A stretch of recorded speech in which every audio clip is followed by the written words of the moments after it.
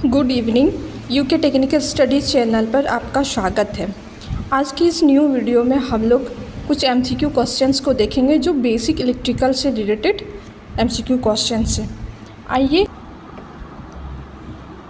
ये हम लोग का पहला क्वेश्चन है जो है which electrical property oppose the flow of electron. मतलब कौन सा विद्युतीय गुण इलेक्ट्रॉन को रोकने का कार्य करता है या रोकता है।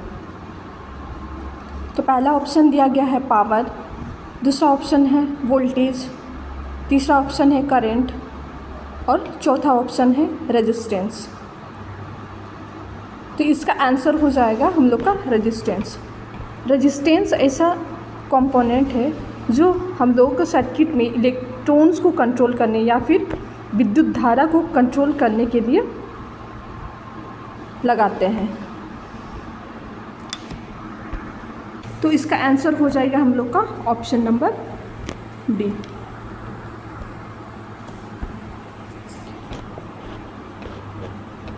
दूसरा क्वेश्चन है which is the unit of voltage.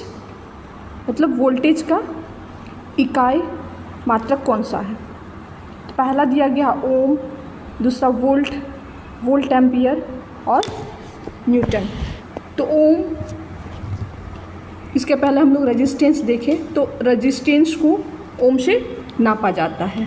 Option number दिया गया है वोल्ट, ठीक है।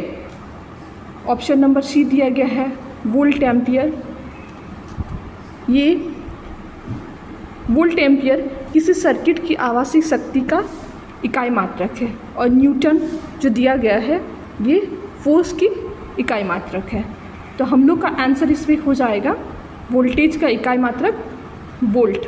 मतलब तो इसका आंसर हो जाएगा हम लोग का ऑप्शन नंबर बी।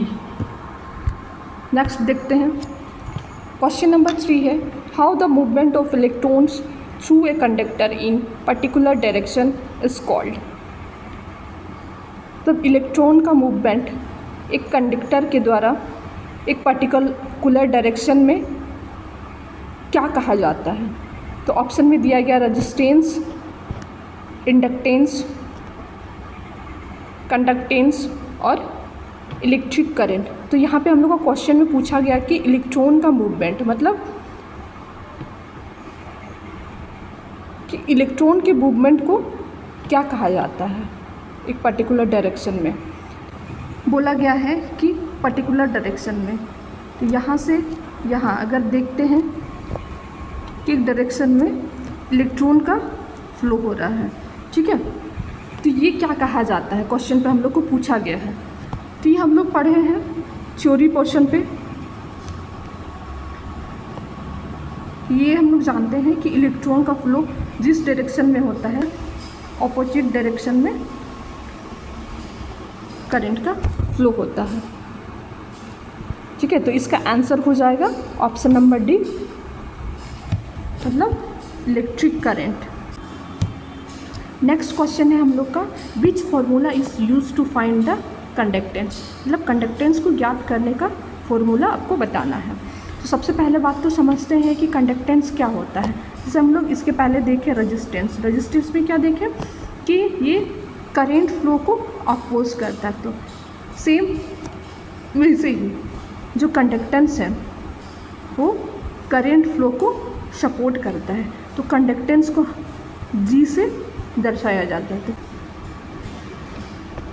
मतलब कंडक्टेंस रेजिस्टेंस का रेसिप्रोकल होता है, ठीक है। तो इसका जो होता है ये फॉर्मूला होता है, ठीक।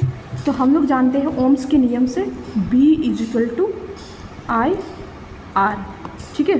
तो अगर R को देखते हैं हम लोग का रेसिप्रोकल है, ठीक है। तो हम लोग देख सकते हैं इसके अनुसार से R हुआ, ठीक है, I/R। तो ये हम लोग का हो जाएगा I/V, ठीक है। तो हम लोग का आंसर हो जाएगा ऑप्शन नंबर डी।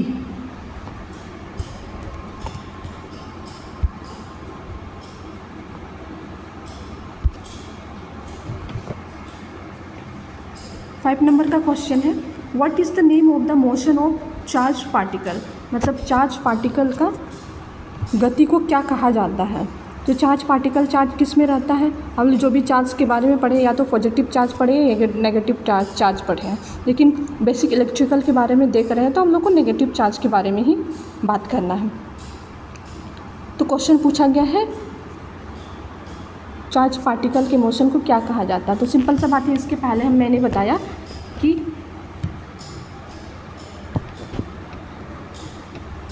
करंट के बारे में, मतलब नेगेटिव चार्ज जो पर्टिकुलर डायरेक्शन में ट्रैवल करता तो उसका होता है क्या, उसको कहा जाता है करंट। तो हम लोग का इसका आंसर हो जाएगा option number A, current. Next देखते हैं, पूछा गया है ABU meter measure the value, मतलब एबीयू मीटर मेज़र कर सकता है, ठीक है, किन किन वैल्यू को एबीयू मीटर मेज़र कर सकता है, मतलब माप कर सकता है। तो ऑप्शन में दिया गया है करंट, रेजिस्टेंस और वोल्टेज। तो सबसे पहला बात तो हम लोग ये समझेंगे कि एबीयू मीटर होता क्या है। मैंने फुल फॉर्म की क्लास में बताया था कि एबीओ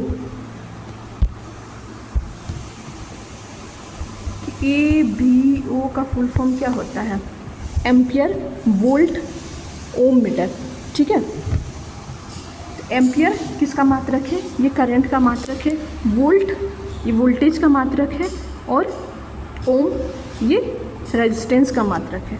तो हम लोग का इसका आंसर हो जाएगा ऑप्शन नंबर डी, मतलब एबीयू मीटर टोटल को माप सकता है, मतलब ऑल। इसका आंसर हो जाएगा option number D, all. Next देखते हैं 7 नंबर का क्वेश्चन दिया गया है what is the unit of electric current, electric current का इकाई मात्रक क्या होता है, ठीक है। तो अभी जस्ट मैं बताई कि करंट का मात्रक होता है एम्पियर, तो इसका आंसर हम लोग का हो जाएगा ऑप्शन नंबर सी, एम्पियर। आगे देखते हैं 8 नंबर का क्वेश्चन दिया गया है, 8 नंबर का क्वेश्चन दिया गया है which is the current carrying material, मतलब करेंट को जो कैरी करता है वो मटेरियल कौन सा है। तो ऑप्शन में दिया गया है सिल्वर, वुड, एल्युमिनियम, और ऑप्शन नंबर डी है बोथ, मतलब दोनों ए और बी। तो सिल्वर भी हम लोग कंडक्टर मटेरियल के नाम से जानते हैं, इसके बाद ये वुड मतलब लकड़ी, ये कंडक्टर मटेरियल पे क्या कैटेगरी में नहीं आता है। ऑप्शन नंबर सी है एल्युमिनियम, तो ये दोनों ही कंडक्टर मटेरियल मतलब करंट को कैरी कर सकता है, सिल्वर और एल्युमिनियम। तो हम लोग का आंसर हो जाएगा ऑप्शन नंबर बी, मतलब दोनों सिल्वर और aluminium. Of charge is called, मतलब चार्ज फ्लो की दर को क्या कहा जाता है। तो इसका आंसर हो जाएगा हम लोग का option number A, electric current. Next देखते हैं, क्वेश्चन में पूछा गया है R is equal to watt. इसके पहले क्वेश्चन पे हम लोगों ने देखा कि V is equal to I R. तो यहाँ पे क्वेश्चन में पूछा गया R इज इक्वल टू क्या होता है। तो R is equal to simple सा हो जाएगा V बाई आई, ठीक है। तो हम लोग का ऑप्शन ये V बाई आई वाला कौन सा है, ये इसका आंसर हो जाएगा हम लोग का option number A, V by I.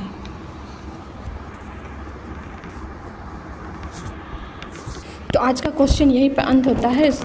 आपके लिए एक क्वेश्चन दिया गया है कि परमाणु की नाभिक में उपस्थित रहते हैं, आपको कमेंट करके आंसर इसका बताना है कि परमाणु की नाभिक में कौन कौन सा उपस्थित होता है। ऑप्शन में दिया गया इलेक्ट्रॉन तथा प्रोटॉन, नेक्स्ट है प्रोटॉन तथा न्यूट्रॉन, ऑप्शन नंबर सी है केवल प्रोटॉन, और ऑप्शन नंबर डी है केवल न्यूट्रॉन।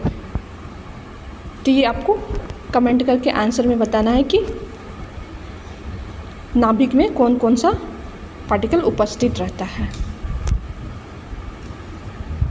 आज के लिए इतना ही, थैंक्स।